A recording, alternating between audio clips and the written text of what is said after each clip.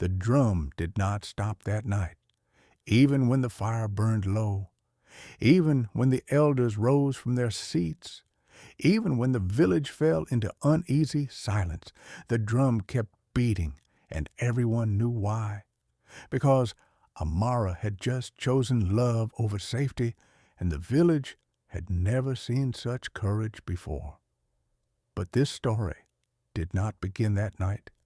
It began many seasons earlier, when Amara and Kofi were still children and love had no name yet. Long ago, in a village where the earth was red and the sky seemed closer to the ground, lived a girl named Amara. She was not the loudest child, nor the fastest, nor the most admired. But people noticed her anyway. She listened when others rushed past. She remembered names even when others forgot faces. And when she smiled, it felt as though she meant it only for you. Across the village lived Kofi. Kofi was quiet in a way that made people lean closer. He spoke with his hands more than his mouth, shaping wood into bowls, stools, and most of all, drums. He believed drums were not made, they were discovered. As children, Amara and Kofi often shared the same paths. They fetched water from the same stream. They sat beneath the same baobab tree during long afternoons, but they rarely spoke. In their village, love was not rushed into words. It grew first in silence. As they grew older, the village changed around them. Amara became known for her grace, not only in dance, but in how she carried herself. Elders trusted her with secrets. Children followed her without being told. Kofi became known for his drums.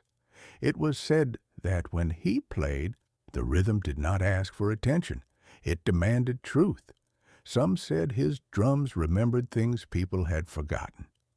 Still, neither spoke of love until the season of the three-night festival.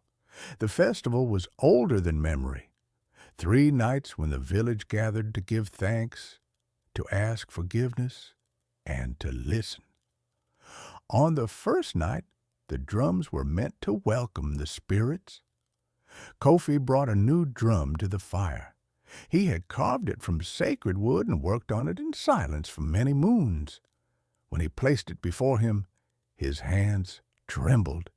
When he struck the first beat, the air changed. Amara felt it before she understood it. Her feet moved without permission. Her body followed a rhythm older than thought. As she danced, her eyes lifted, and for the first time, she met Kofi's gaze fully.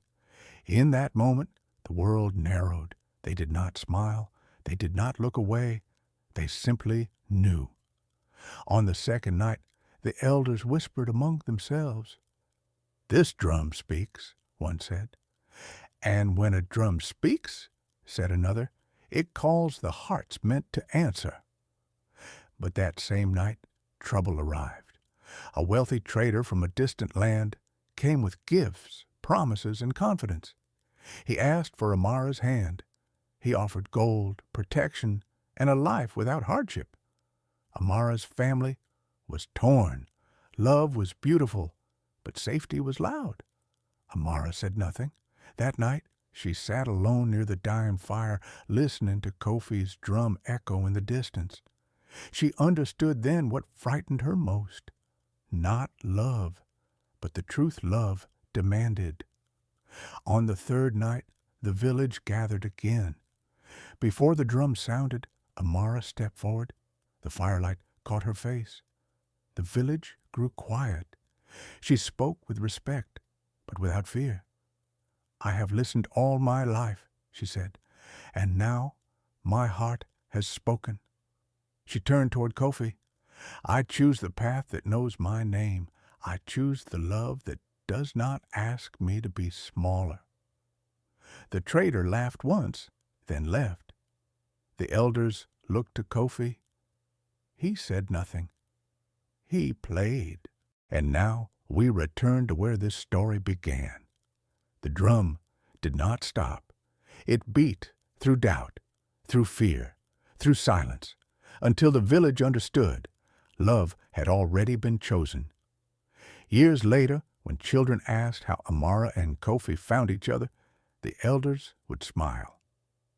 They listened, they would say, and when love finally spoke, they did not turn away. And so the lesson was passed down. True love does not shout. It waits. It tests. And when it arrives, it asks only one thing, that you be brave enough to answer. You have been listening to The Story Hut. Subscribe for more timeless stories of love, wisdom, and life.